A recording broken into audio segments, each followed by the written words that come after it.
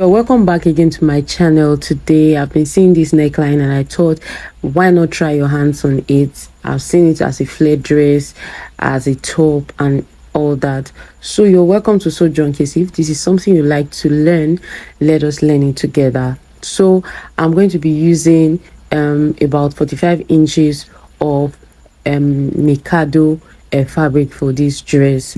So it was short, but that's what I made it with. So the first thing I'm going to do, I'm going to use free hands to cut the skirt.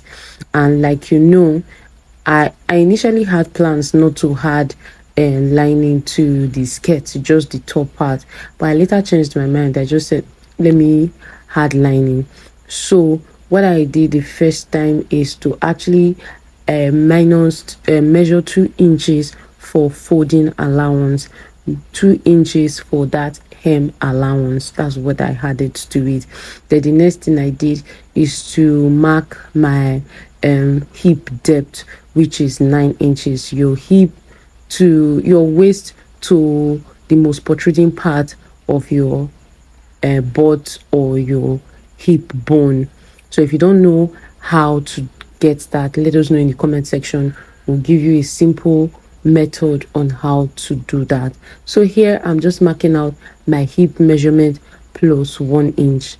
Like you know by now, I have a bit of a flat tummy, so I usually don't add that to my front skirt. It's just so cool that way. Since I learned that trick many years ago, it has been something I use. So I had that allowance when someone is having that big tummy, so and we need an allowance to just cover it up. But if not, it is just okay not to add that to that front. That is what I did.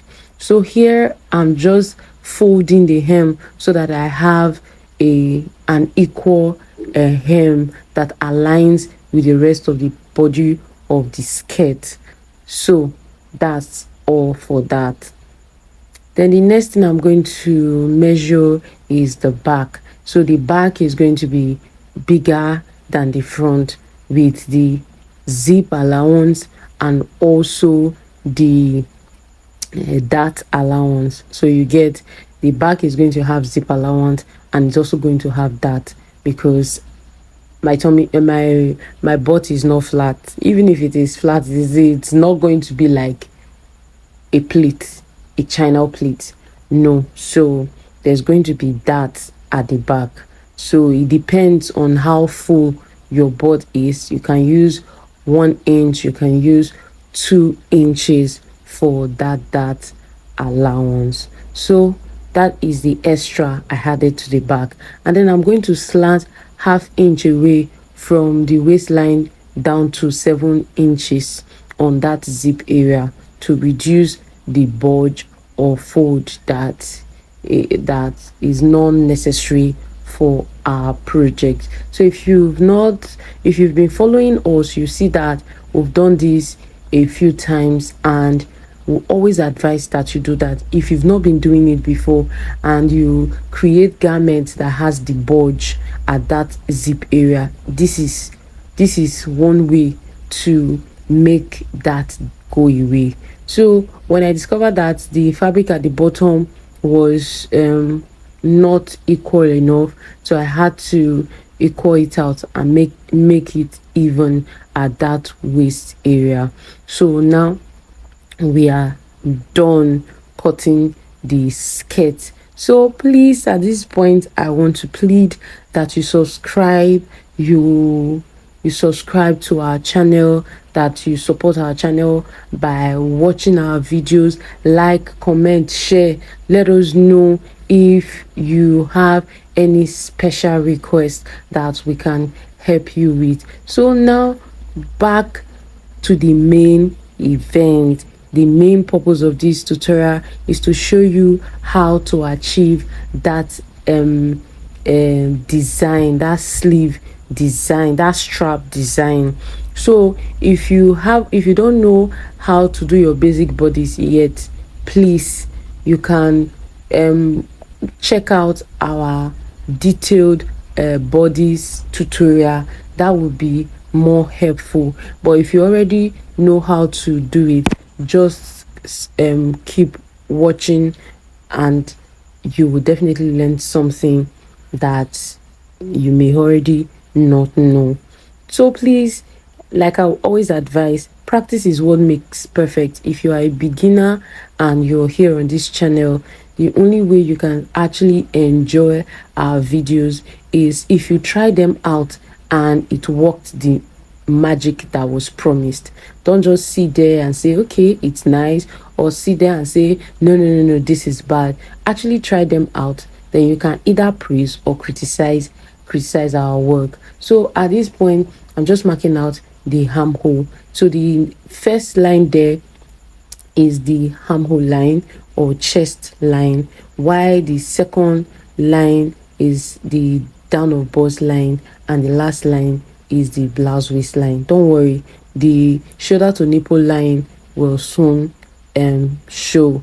So we're going to be creating somewhat a breast tube and then that strap. So that strap, if you've been confused or thinking how we made that strap, because this particular strap design is really trendy now. Like you see it made as a top, you see it made as a balloon gown, you see it made as a flat gown, as a long dress. It's really something you'll be seeing around very often. I don't know if it has a particular name, it should have, but I don't know it. So if you know it, let us know in the comment section so that we can actually refer to it by the correct name. So at this point, I'm just marking out my dart allowance. Like I said, we've done this breast tube. If it's because of breast tube you're here today, we've done this breast tube several times on this channel. This is just more or less like a redo. We're just redoing it for the purpose of that sleeve area, for the purpose of that strap area. That's why we're redoing it. So please be patient and just watch. So if you at this point, if you want your this area to be straight, it can be straight. If you want it to be sweetheart, it can be sweetheart. If you want it to be a V design, you can make it into a V design. So that point there, I'm just tightening the chest area so you don't have any gaping. Having a gaping in your breast tube or corset is really not something nice. It's really not something nice. You need that area to be fitted to your chest. So that is the reason why that 1/4 of an inch is very important. So at this point, I'm just taking the side dart measurement. So your side dart is your front waist minus your back waist length. That's what you have. Whatever difference you have is what you put as your side dart. So for the reason why we're here, from that neckline, you are going to mark 1.5 inches. The neckline we used is 3 by 3. So from that 3 by 3, you are going to measure inward 1.5, and then from the armhole, you are going to measure 1 inch down. You are going to mark 1 inch down from the armhole, and then you are going to connect the 2 points together. You are going to connect the 2 points together, the 1.5 inches and the 1 inch armhole that we measured. So at this point, you're just going to mark the width of that strap, which is 1.5 that we took from the beginning, and you're just going to mark it. You're just going to mark it and connect the lines like so. As you can see, I'm using my curve rule to make sure I have a nice and a smooth curve. You can see how it came out. It came out pretty well. So if you want yours to be wider than this, you can make your strap to be 2 inches. You can make it 2 inches. You can make it 1 inch. But the only thing is, don't forget to have a consistent, whatever you start with from the neckline is what you're going to end it with. So you're not going to have a 1 inch at the top and have 2 inches at the bottom. You get what I'm trying to say. Is a strap, and you need a consistent measurement for that. So here I'm just going to transfer, because if I decide to cut it out now, it will affect my other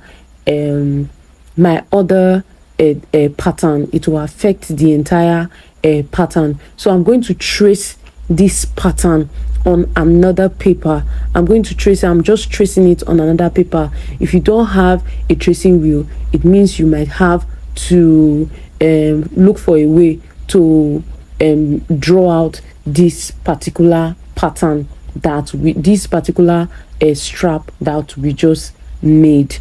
What I would have done is to have placed the paper on a slant, because there's going to be an extension for the back. So this front one that we made, we're going to extend it by 3 inches. I was supposed to extend it on a slant.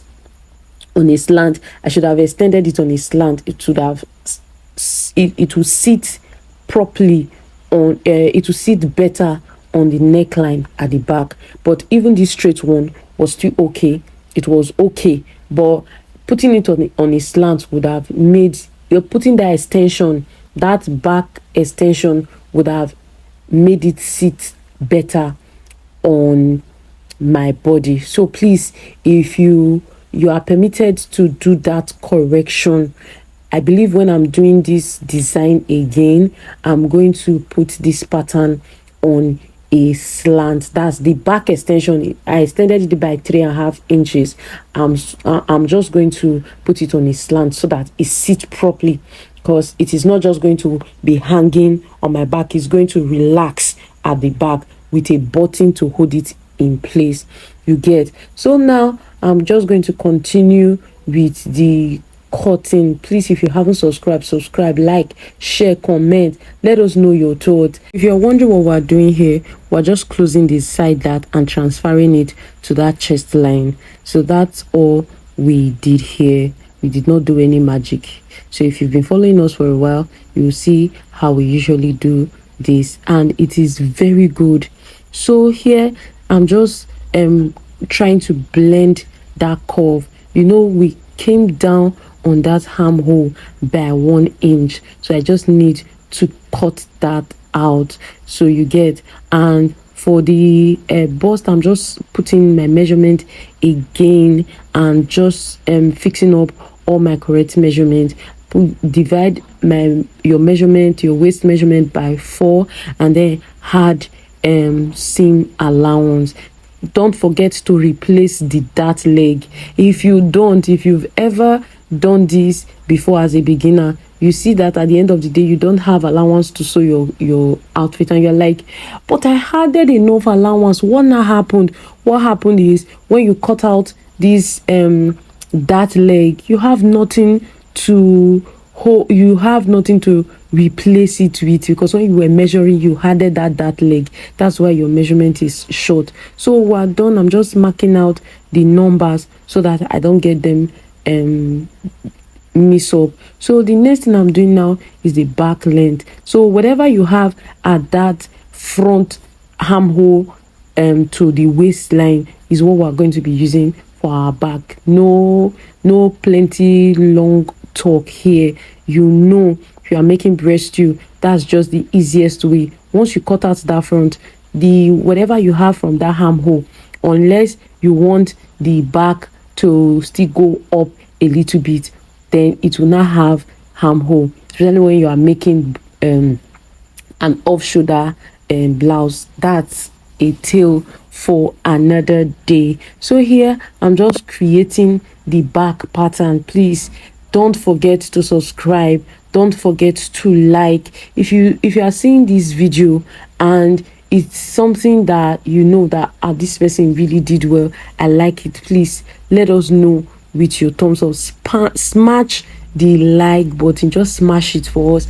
Let's see it. We'll be glad and we'll be so happy to see it. So now we have all our patterns put together. We have our front pattern, we have our back pattern, and we have our strap. Don't forget, the strap is going to be cut in two. And now we've cut our skirt, we've cut our lining, we've cut our wording to line our bust area, and that would be all. So at this point, if you want to add a ready-made cup to your dress, you can, especially if you don't have if you are not a busty type. You can add a cup to just add fullness to that area. So here I'm just sewing the cups together. I'm sewing the front patterns together, and that's exactly what you do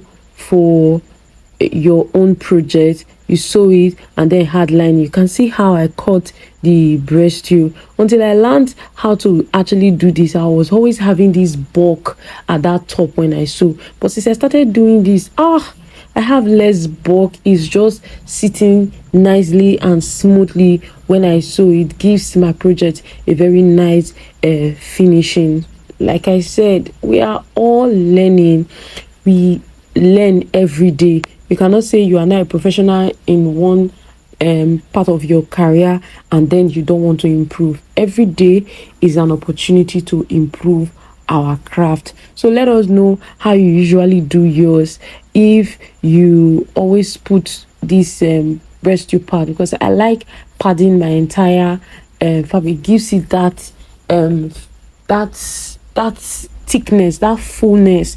You feel the dress sitting nicely on your body, especially those of us that are on the slim side. You just need the whatever you're wearing to just fit your body properly, and that's why I like it. So you're just going to do that top stitching. You can see once I was done cutting the strap, I just sewed the two sides and then I flipped. I sewed the two sides and closed one side, you understand, and then I flip it. I sewed it as a band and then I flip it. So after ironing, this is what you have, and then this is how I placed it. You can see it's easy from there on, as long as you have iron to help you do the ironing magic, to just give it that beautiful touch, and that will be that. You can see once you press, you see how nicely done it is. So at this point, you are done with your dress. If that's what you want, you may not need to proceed to the next step, because the next step is to add that orishi at that bottom. I actually bought one for 100 naira, and I bought about 20 pieces, and it still looked like it's not full enough.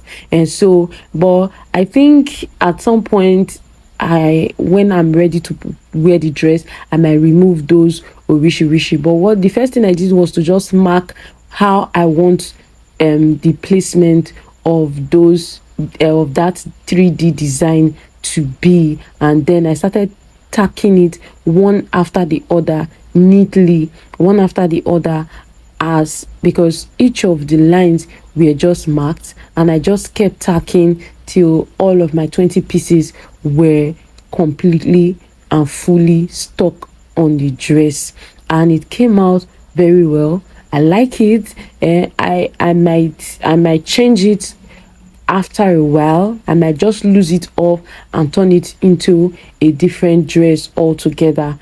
But don't forget that strap design I told you about. It came out very well, and I really love it. It came out pretty well, and I think you can try it out. It won't cost you anything. You can even use your Ankara fabric to actually try this design out, and you'll be glad you did. When things are really trendy, it is the right time to actually create something for yourself. With your touch, it becomes so special. With just a twist, this dress can become something that someone else have not seen. So give us a thumbs up, give us a like, share, comment if this was helpful, so you can see the final result. It was really pretty.